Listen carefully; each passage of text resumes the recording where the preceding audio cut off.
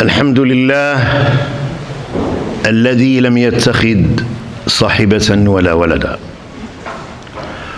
ولم يكن له شريك في الملك وما كان معه من إله، الذي لا إله إلا هو، فلا خالق غيره ولا رب سواه، المستحق لجميع أنواع العبادة، لذا قضى أن لا نعبد إلا إياه، ذلك بأن الله هو الحق وأن ما يدعون من دونه الباطل وأن الله هو العلي الكبير.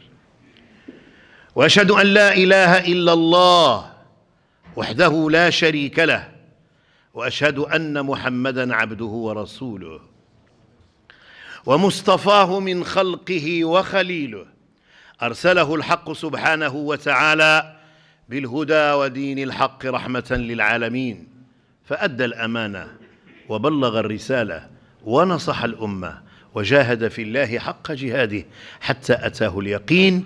اللهم صل وسلم وزد وبارك عليه وعلى آله وأصحابه وأتباعه وعلى كل من استنى بسنته واهتدى بهديه وقتفى أثره إلى يوم الدين، واجزه الله عن أمة الإسلام خير ما جزيت نبيا عن أمته ورسولا عن دعوته ورسالته، إنك ولي ذلك ومولاه.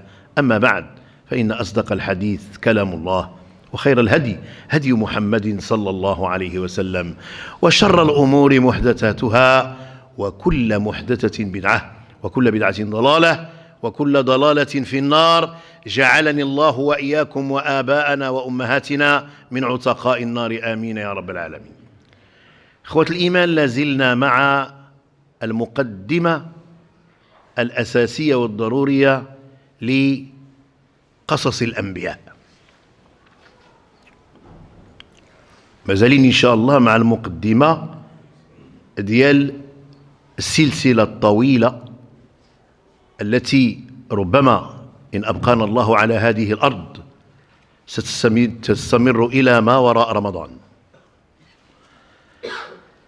Nous sommes toujours avec la série, avec l'introduction qui, ma foi, préside à une série importante, à savoir la biographie des prophètes.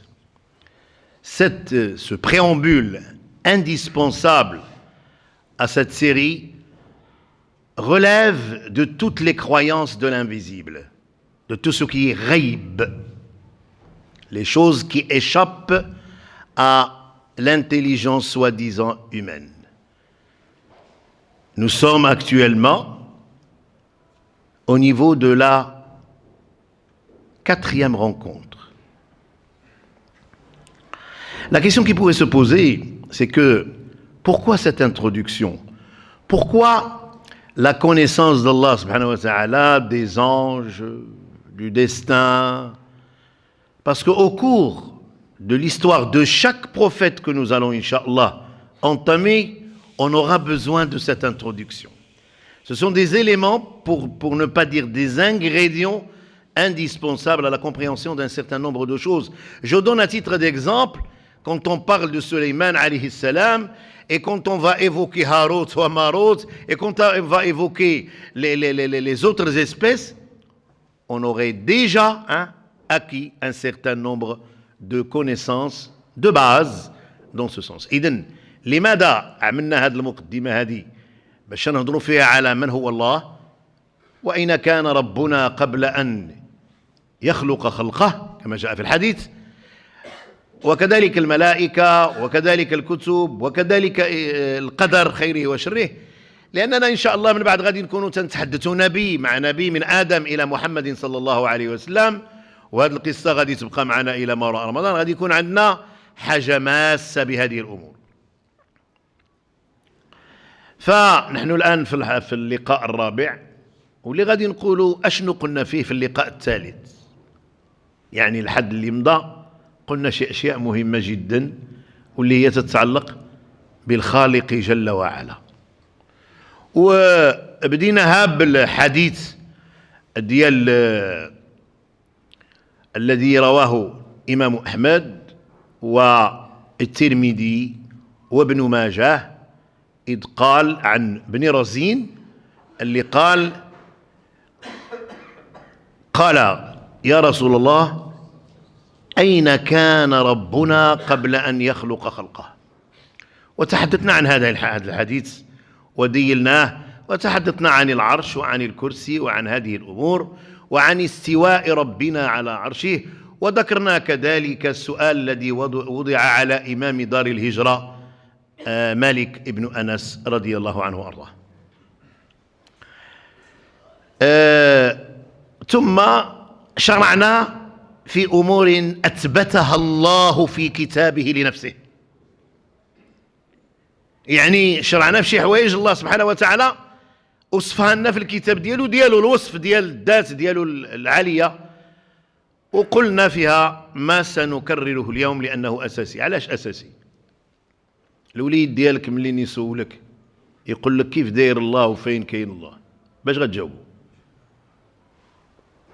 واش الله تياكل، واش الله تيشبع، واش الله تيعيا؟ البارح فارسيان خلي واحد الاب ودي الابن ديالي محيرني تيقول لي واش الله تيعيا، تعالى الله عن ذلك علوا كبيرا. فاذا ماشي مساله نعرف او مساله خرايف تيتعودوا او مساله كلام، لا، هو مساله نربيو بها نفسنا، تنصحوا واحد الاشياء اللي يمكن الشيطان كيغلب علينا فيها. ملي كنوسعوا نسمعوا يد الله فوق ايديهم، ملي كنسمعوا بل يداه مبسوطتان، ملي كنسمعوا وكلم الله موسى تكليما، ملي كنسمعوا واحد الامور من هذا الشكل، الشيطان ياتي بقفزات في المخ وتيجعلك تخيل امور قد تصل بك الى والعياذ بالله الشرك. ياك nous avons également, la dernière fois, durant la troisième rencontre, nous avons parlé des attributs d'Allah subhanahu wa ta'ala que lui a évoqués au sein du livre sacré.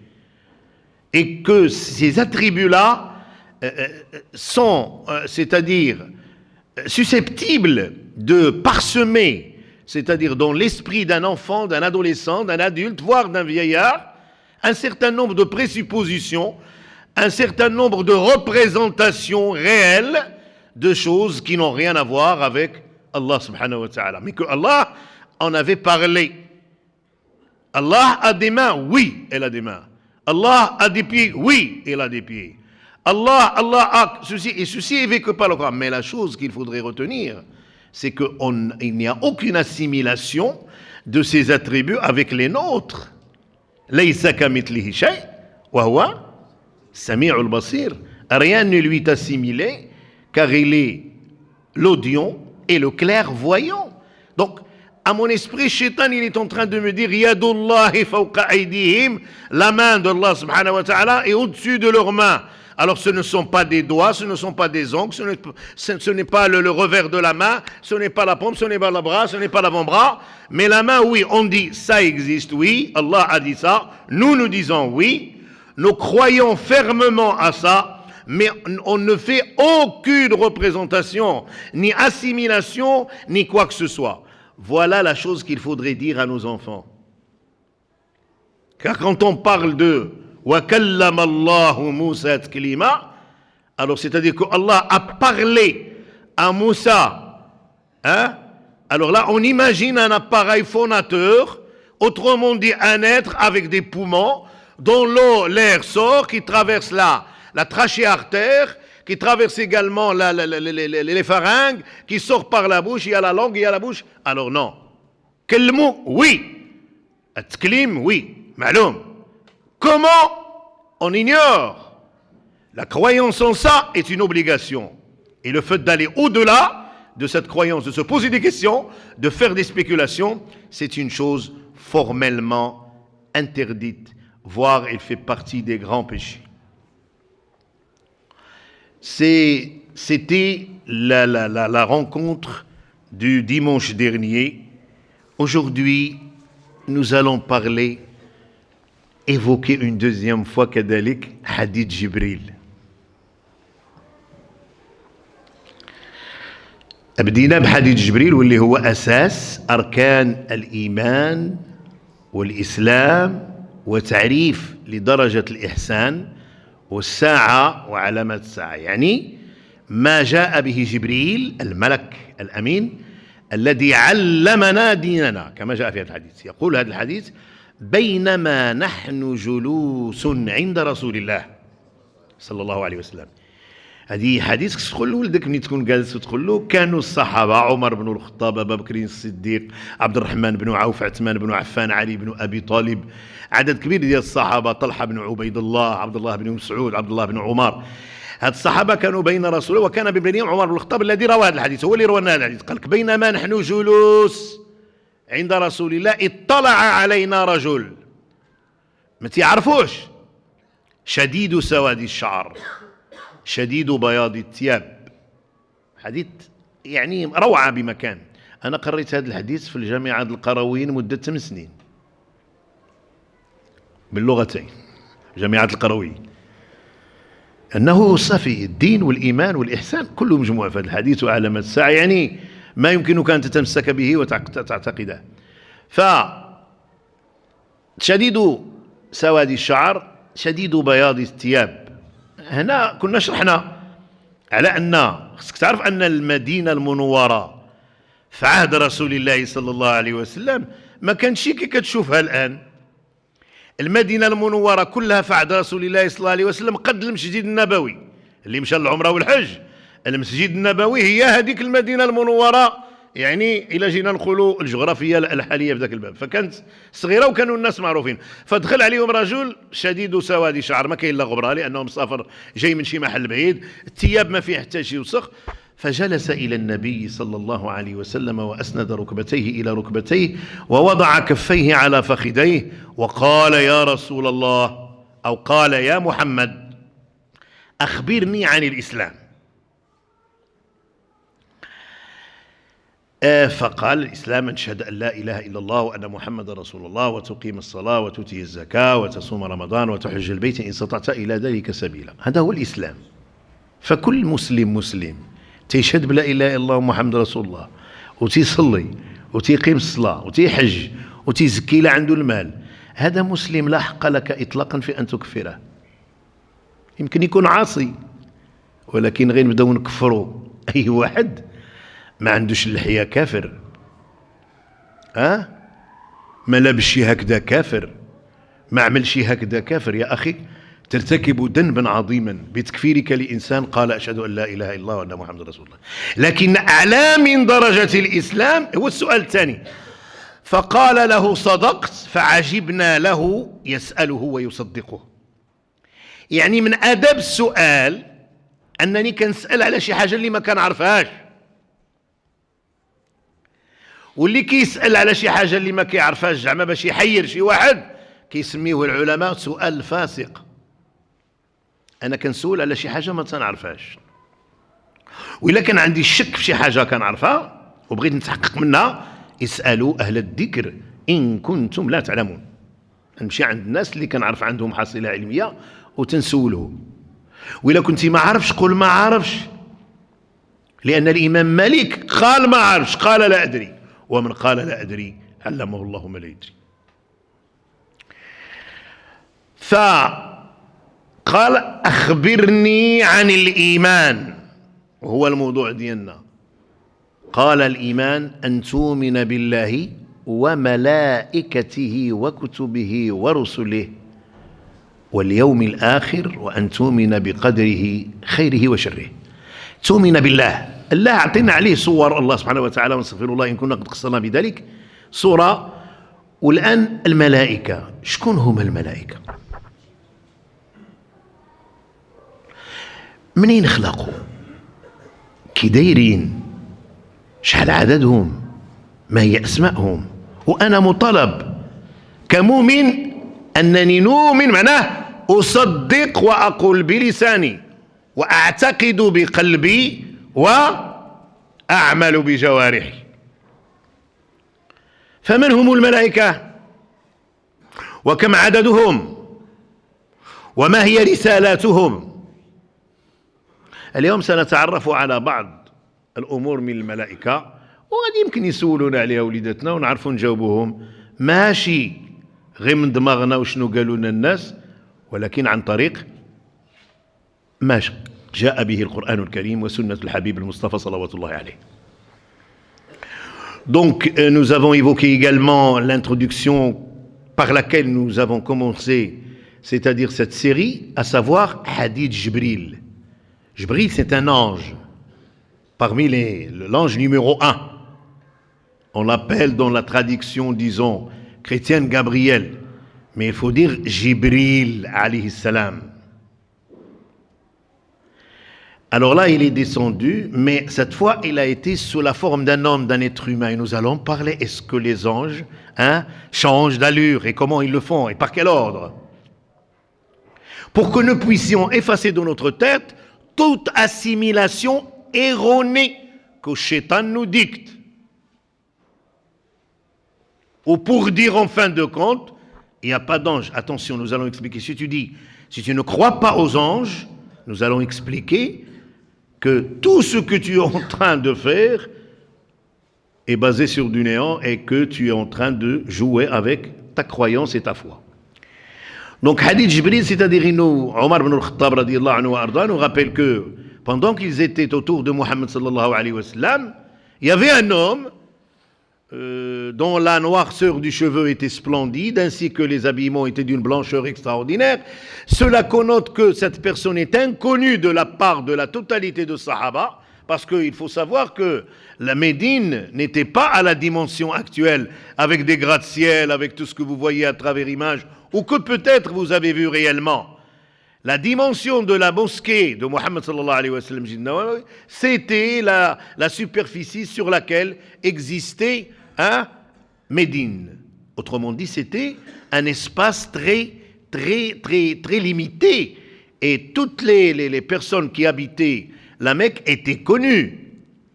Alors là, Sahaba étaient autour de Muhammad sallallahu alayhi wa sallam pendant que cette personne entra et se plaça devant Muhammad sallallahu alayhi wa sallam en mettant ses genoux contre les siens et en plaçant également ses paumes contre les cuisses de Jibril, de Jibril alayhi salam.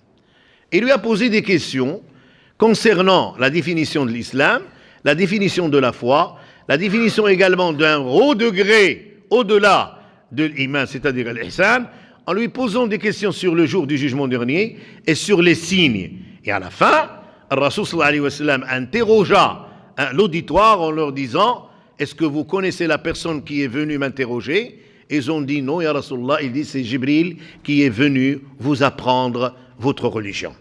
Et il est là encore pour nous apprendre notre religion.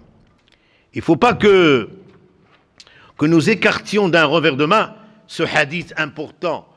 Ce hadith que, ma foi, nous devons également le discuter avec nos enfants, leur expliquer la signification de l'islam, de l'iman et de l'ihsan en même temps. Alors il lui a posé une question concernant l'islam, donc l'islam, le fait d'attester de l'unicité d'Allah subhanahu wa ta'ala et de la véracité du message de Muhammad sallallahu alayhi wa sallam, également le fait de s'acquitter des prières, du jeûne, des pèlerinages, et la question qui, ma foi, est l'objet de notre rencontre, c'est il lui a dit: qu'est-ce que c'est informe-moi sur la foi, al-iman.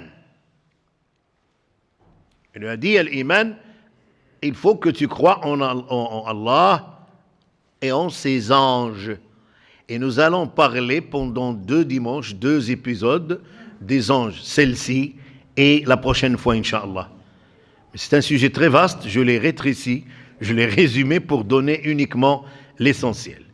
Alors, qu'est-ce que c'est un ange? Al-malak, al-malaika.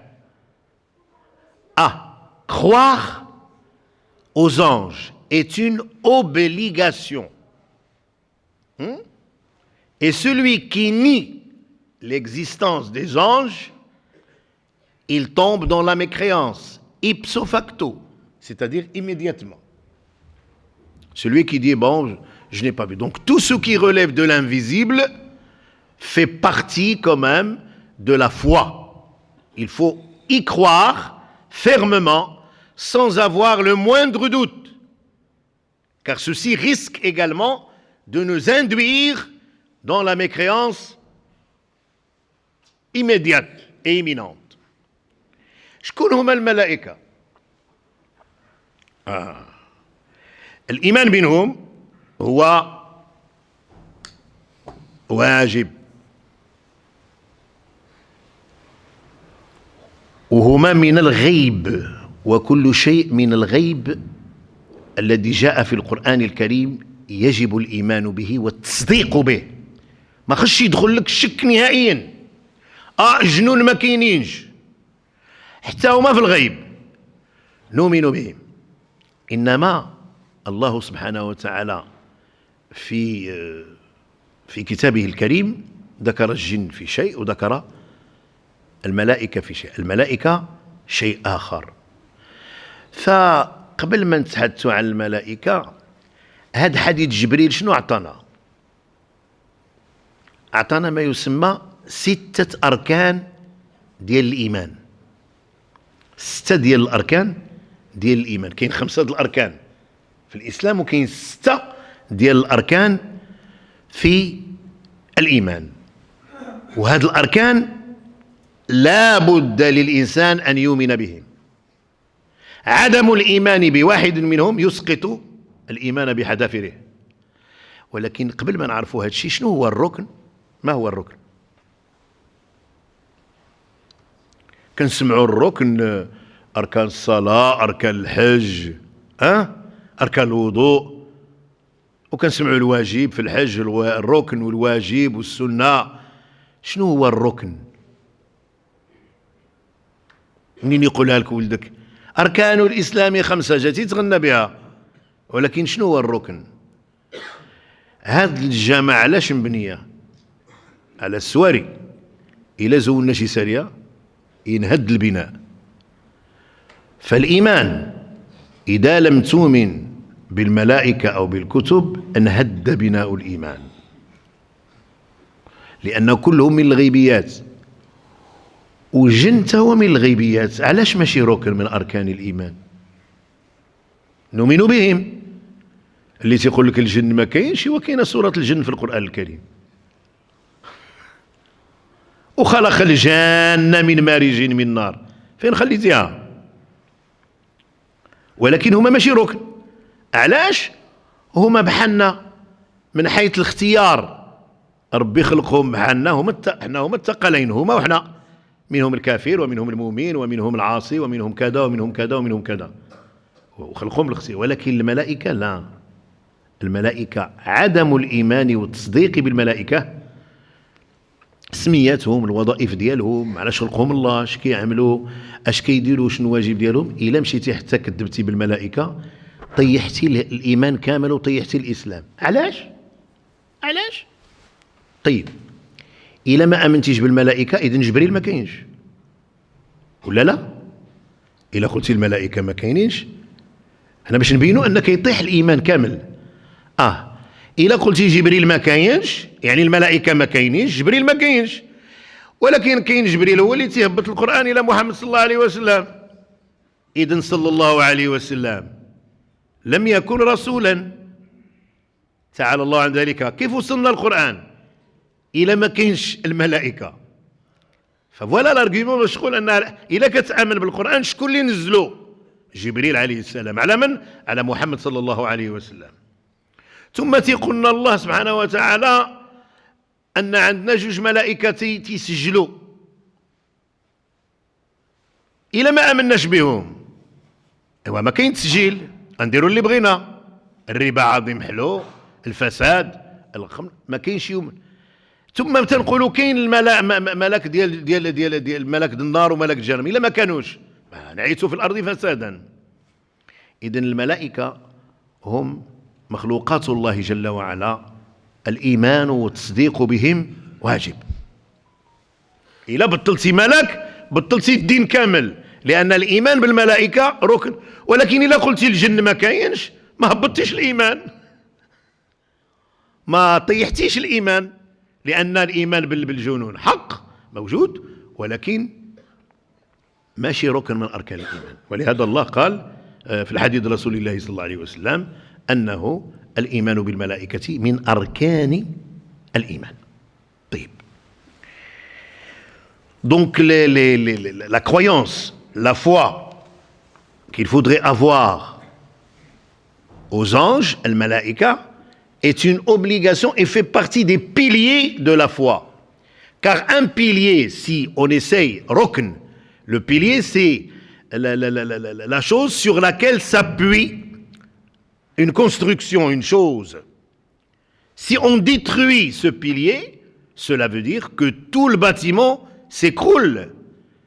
Donc si je ne crois pas à Jibril, cela veut dire tout simplement que Muhammad sallallahu alayhi wa sallam nous avait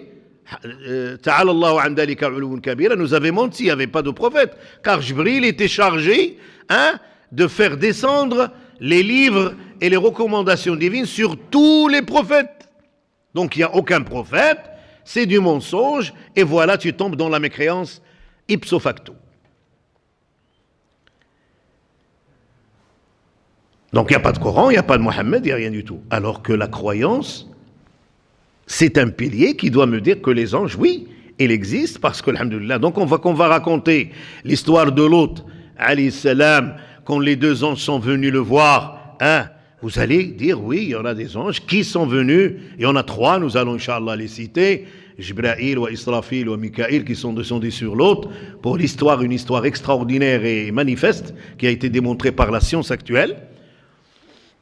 Donc on ne va pas avoir de scrupules là-dedans. Donc je crois, quand j'entends au niveau de l'histoire d'un prophète que l'ange un tel a été envoyé pour telle ou telle mission, donc aucun doute ne doit transpercer notre cervelle.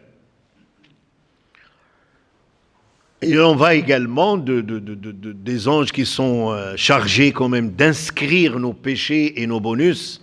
Alors si j'ai dit les anges n'existent pas, cela veut dire qu'il n'y aura pas de registre le jour du jugement dernier. Il n'y aura pas de qra' kitabaka kafa bi nafsika liyawma alika hasiba.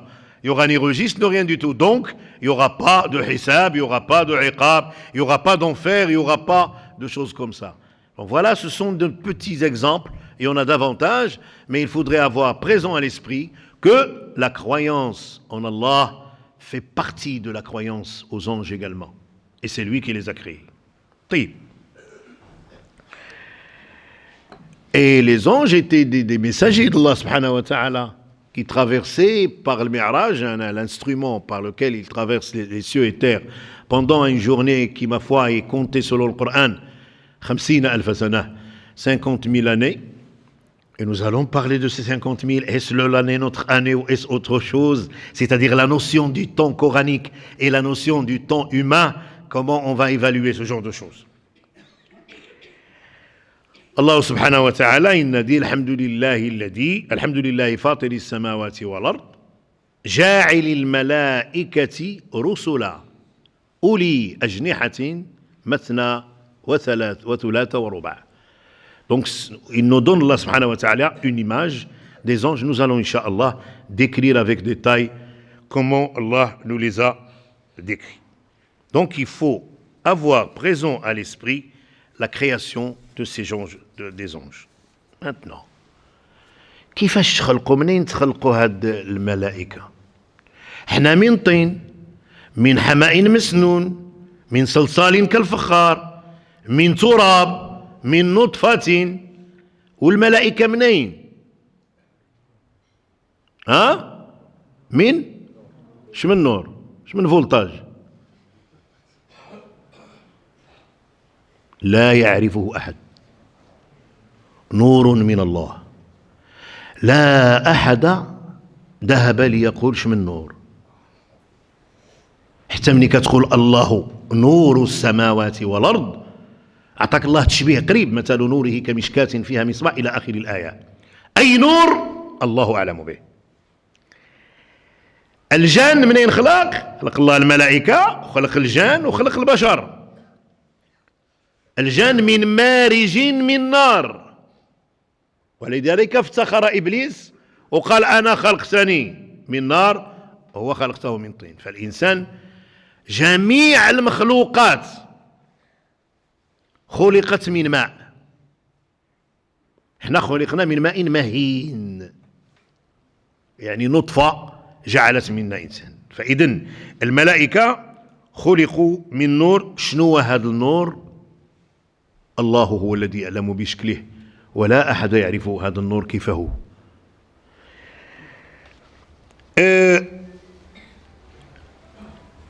جميع المخلوقات كما قلنا خلقت من ماء. خلقنا الله من ماء من بعد الأصل ديالنا مع آدم من تراب. الملائكة خلقوا من نور. هل ينامون؟ Donc les anges ont été créés d'après le texte, d'après hadith Rasulullah sallallahu alayhi wa sallam, min nour, c'est-à-dire une lumière. Mais il ne faut pas imaginer la lumière électrique ou la lumière de l'éclair ou la lumière de quoi que ce soit. C'est une lumière dont Allah nous avait parlé et que Muhammad sallallahu alayhi wa sallam nous avait dit khuliqati al-malaikatu min nour wa khuliqa al-jan min marijin min nar wa khuliqa Adam mimma tamma wasfuhu lakum في القرآن الكريم أو كما قال صلى الله عليه وسلم. فما كان بقاوش نرجعوا الحديث رواه مسلم. احنا اتفقنا أننا نعتمد على الأحاديث الصحيحة. النور, la lumière, quelle lumière? Dieu seul le sait. Il n'y a pas de voltage, il n'y a pas d'ampérage, il n'y a rien du tout. La question qui se pose, est-ce que les anges se marient et donnent naissance à des enfants? Un enfant peut te poser cette question. Parce que dans la vie de tous les jours, il assimile l'existence humaine à tout ce qui lui passe par la tête. Non. Les anges ne se marient pas et ils n'ont pas d'enfants. Ils sont créés maintenant selon une corpulence définitive. Allah ne les a pas créés enfants, ils ont poussé, non. Ils ont été créés, ils ne grandissent pas, ils ne vieillissent pas, ils ne se fatiguent pas, ils ne mangent pas, et ils ne dorment pas jusqu'à la fin de leur existence. Depuis leur naissance jusqu'à leur existence, ce qu'ils font, malaikatun, ghiladun, shidadun, la ya'souna Allah ma amrahum, wa yaf'aluna ma yu'marun. Ils ne répliquent pas. Ils n'avancent que par l'ordre divin. Allah les a créés tels quels, c'est-à-dire ce n'est pas une créature qui a poussé, qui a grandi, qui a un âge bien déterminé, non. Yamutun, na'am. Kullu man 'alayha fan, wa yabqa wajhu rabbika dhul jalali wal ikram. La yafturuna 'an al-'ibada. Leur travail, l'ibada. والذكر لله تعالى هذا هو طعامهم وشرابهم العبادة لله جل وعلا. وسبحان الله تقيل يعبدوا الله ويذكروه طيلة حياتهم طويلة جدا ويقولون لرب العباد ما عبدناك حق عبادتك. وحنا تنبقاو نوضو زعما راني نتفسد الفجر راني نطف كدا راني عملت التراويح في التسعين وتنقولوا لا يقول والله ما عبدناك حق عبادتك. Donc les anges, ils sont créés à l'état final, définitif, il n'y a pas de vieillissement, il n'y a pas de poussée, c'est-à-dire à un âge bien déterminé. Allah les a créés comme ça, ils ne se nourrissent pas, ils ne se produisent pas, ils ne dorment pas, ils ne se fatiguent pas, ils ne désobéissent pas, Allah les a créés comme ça, ils ne mangent pas, ils ne boivent pas. C'est une créature qu'Allah a voulu qu'elle soit comme telle.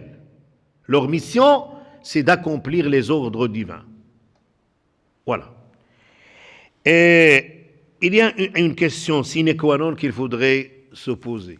كاين واحد السؤال مهم وبين نختموا ان شاء الله باش ما نكونوا خفيفين. الملائكة معصومين ما تيغلطوش. En anglais. واش الملائكة معصومين؟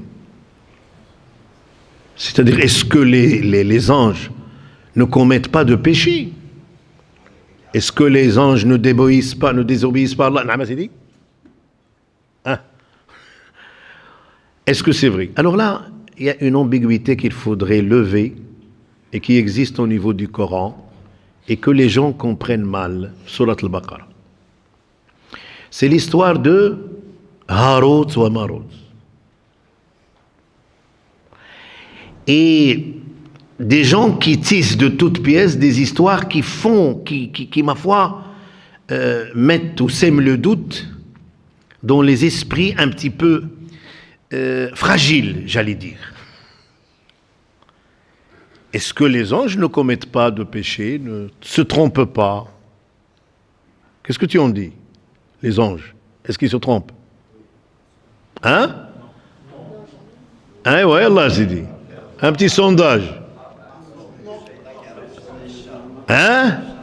وكاينه واحد القصه في القران ديال هاروت وماروت وما كفر سليمان ولكن الشياطين كفروا يعلمون الناس السحر وما انزل على الملكين ببابل هاروت وما بابل في العراق كان فيها هاروت وماروت يعلمان جوج الناس السحر وما انزل على الملكين ببابل هاروت. شنو هذا؟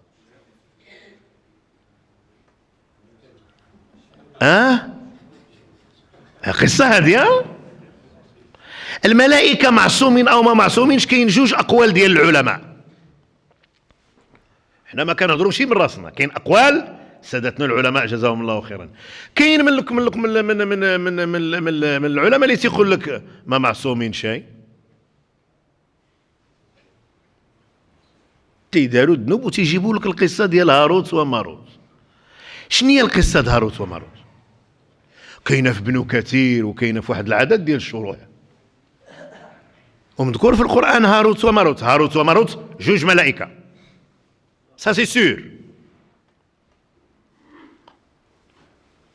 لكن هذه القصة اللي كاينه في سورة البقرة كل عالم وكيف شافها، والغالب أن الملائكة معصومون لا يعصون الله ما أمرهم كفي ويفعلون ما يؤمرون. إنما كاينه واحد القصة وتيعاودوها الناس، وكاينه في بعض الكتب ديال الشروح، وهي أنه الملائكة هاد كلهم داروا قالوا يا ربي كيف يعصاك بنو آدم؟ يعني كرمتهم وأسجدت لهم الملائكة ويعصونك، ربا خمر زنا فسق قتل. قال الله سبحانه وتعالى في هذا الحديث اللي تتعود واللي لا أساس له: لو خلقتموهم لعذرتموهم. قالوا له يا ربي هاد الملائكة هاد البشر اللي خلقتي تيعمل الذنوب في الأرض. قال لهم لو كان خلقتيوهم انتم غادي تعرفوهم تعذروهم على الشيء يديروا داك الشيء. علاش؟ لأن ربي خلق فينا جميع الشهوات. زين للناس حب الشهوات من النساء والبنين والقناطير المقنطرة من الذهب والفضة والخيل المسومة والأنعام والحرث ذلك متاع الحياة الدنيا والله عنده حسن المآب. ربي هو اللي زين لك، وهذا الشيء زينها للبشر، ما عطاهاش الملائكة. فقال لهم رب العباد لو خلقتموهم لعذرتموهم. قالوا يا رب لو كنا بني آدم ما عصيناك قط. وفي عقلك هذا الحديث كيدوز مع الملائكة والله وانت كتسمع، وهذه القصة موجودة وكاين اللي تيعاودها ويرتلها. هذا بهتان وكذب. نزيدوا القصة ياك كملوها. تيعاودوا في هذه القصة وتيقولوا على أن هذه الملائكة قال لهم الله سبحانه وتعالى اختاروا ملكين هذا مثنى في العربية، اختاروا ملكين أجعل فيهما ما جعلت في بني آدم، يعني الشهوة. حنا شكون اللي كيهلكنا؟ الشهوة. والحديث واضح: حفت الجنة بالشهوات، بالجنة حفت النار بالشهوات وحفت الجنة بالمكاره. أي حويجة تتشاء نفسك وهي ماشي في الشرع كتمشي بيك لجهنم. الربا، الفسق، الزنا، الحرام، أكل مال اليتيم، الإغفال عن الدين، نكران الله، هذه ستعجبك. ولكن الجنة فيها سلعة الله غالية. ألا أن سلعة الله الجنة النواض بكري والصبر على المكاره واحد عدد أمور تتكرهها نفسك، الشيطان تيكرهها لك، ولكن عند المؤمن لا يكره ذلك. يعشق صلاة الفجر، يعشق المسجد، يعشق العبادة، يعشق كل ما هو مرتبط بدينه. فجابوا لهم هاروت وماروت. ايوا نزلوا الأرض وربي جعل فيهم الشهوة اللي دارها بني آدم أشنو صابوا؟ شكون عارف شنو صابوا؟ القصة يعني تضحك في حد ذاتها، ولكن باش ملي يجي يعاودها لك ولدك ولا شي واحد تقول له ولدي هذا لا أساس له من الدين. صابوا واحد المرأة من أجمل ما خلق الله اسمها زهرة. اللي عنده بنته سميتها زهرة راه مشكلة.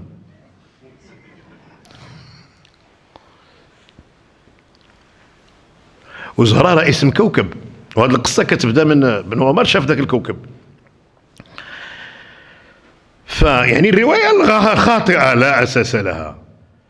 فصابوا امرأة جميلة جدا، وبما أن الله دار فيهم في هاروت وماروت الملكين، الشهوة شنو قالوا؟ راودا تلك المرأة عن نفسها، بغاو يعملوا معها الفاحشة.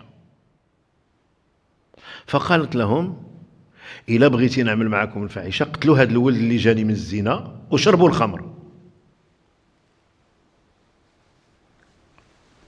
راه ملي كتكون شي مرة في شي محل وكتكون جالس مع شي رفاق ديال السوء، رد بالك في المدرسة الابتدائية ولا مدرسة الكوليج شي كنت يقول لك اودي بتيت كلوب سان في ريان دقيقا ما تكميش. ولا من بعد الكمية تيقول لك كاين ان كوان فيه الشيشة مي سيت اكستراوردينير، الشيطان معاه عاود تتشو اون في كذا كذا من لا بيز للندرا tu tombes dans la fornication. Ah, faites gaffe. Si vous vous habituez à ce genre de choses, عفى الله عنكم. Alors شافوا بما أن الشهوة فيهم c'est une belle femme qui s'appelle زهرة. Ils ont dit non non الشراب حرام، الخمر حرام، والقتل حرام. قالوا له نو لا إلا ما شربتيوش الخمر وما قتلتيوش هذا اللي جبتو من الحرام ما غادي نام. شربوا الخمر. يعني الوقت فاش كتشرب الخمر وكيغيب العقل ديالك زناو وقتلوا داك الوليد. والناس يخبطوا لك هادشي تيعاودوه لك بهذا الشكل هذا. فانتبهوا الى انفسهم ونادوا قالوا منين نادوا من الشراب قالوا يا ربي ارتكبنا ذنب كبير بحال اللي كنعملوا حنا. يا ربي شنو هذا؟ تنطلبوا الاستغفار وربي تيغفر لنا سبحانه وتعالى. وقال لهم الله في هذه القصه المعوله انهم اختاروش من عقاب تاخذوا، واش عقاب الاخره ولا عقاب الدنيا؟ قالوا له لا عقاب الاخره. قال لهم غادي يكون لمحدكم وفمكم قريب ليلو وتعطشوا نهائيا ما تصيبوش تشربوا. حلفكم بالله واش هذا كلام؟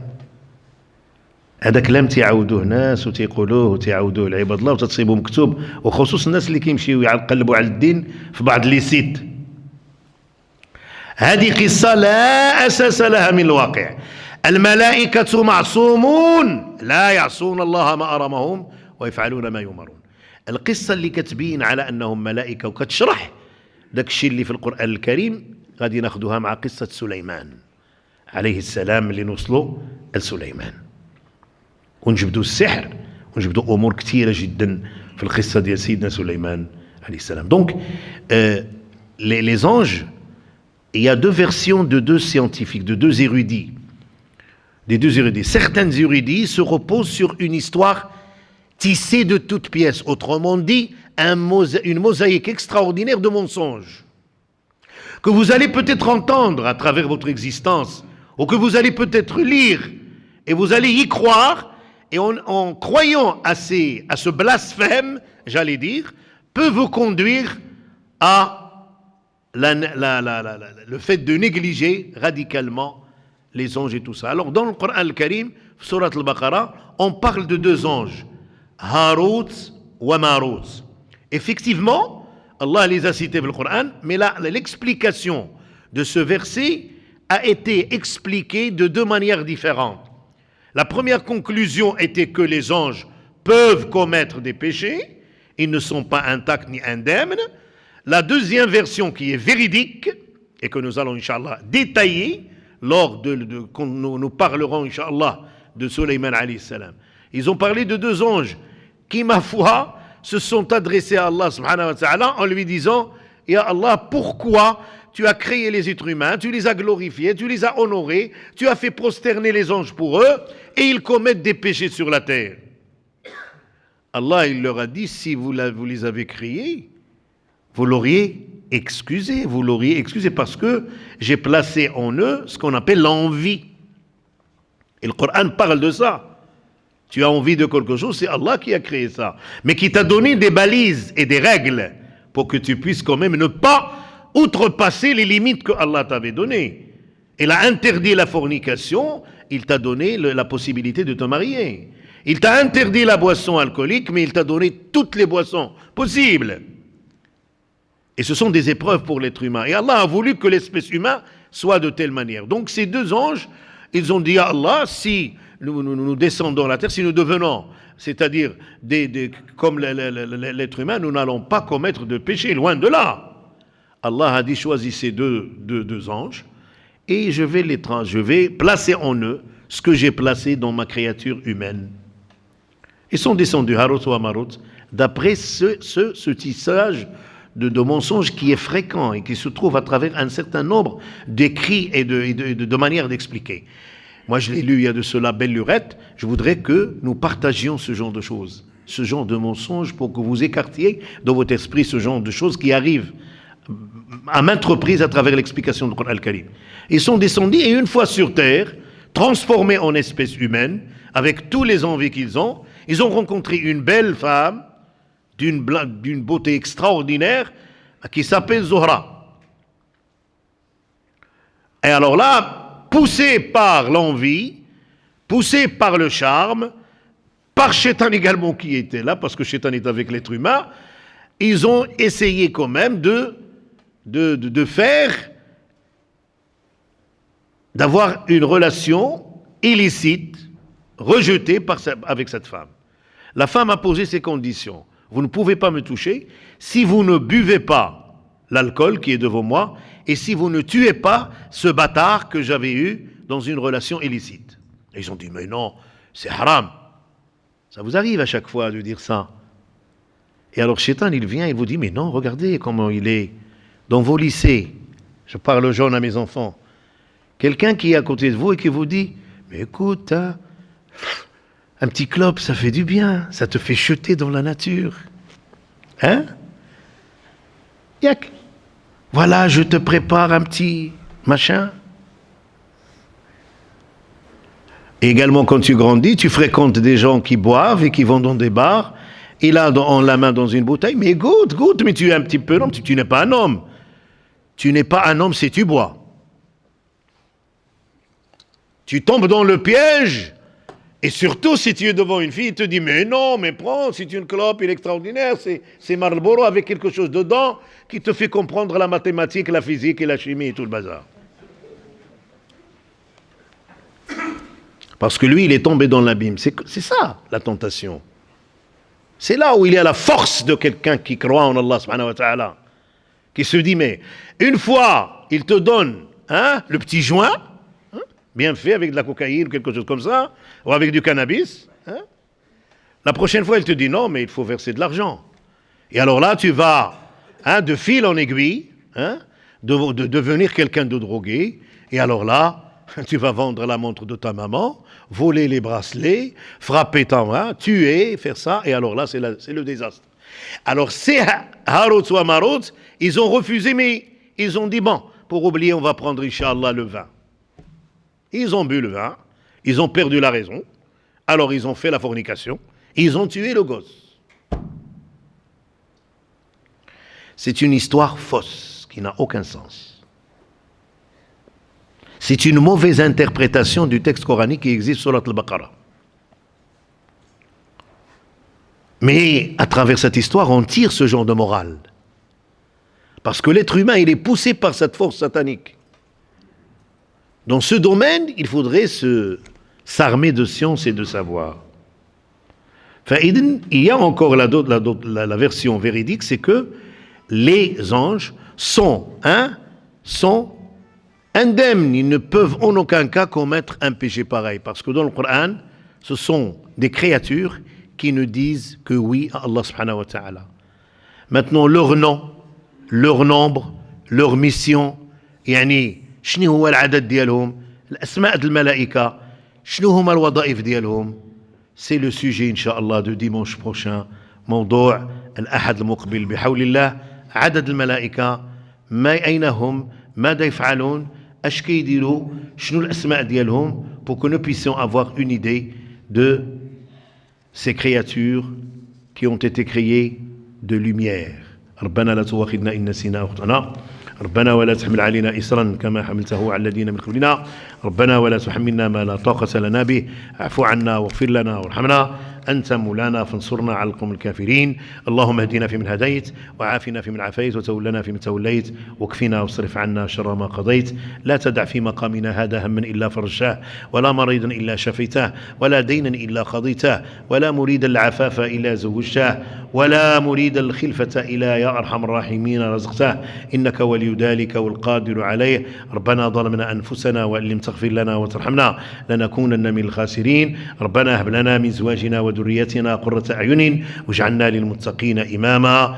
ربنا آتنا في الدنيا حسنة وفي الآخرة حسنة وقنا عذاب النار. وصلى الله وسلم على سيدنا وحبيبنا وأسوتنا محمد وعلى آله وصحبه. استودعكم الله الذي لا تضيع ودائعه، وإلى حلقة أخرى بإذن الله. والسلام عليكم ورحمة الله وبركاته.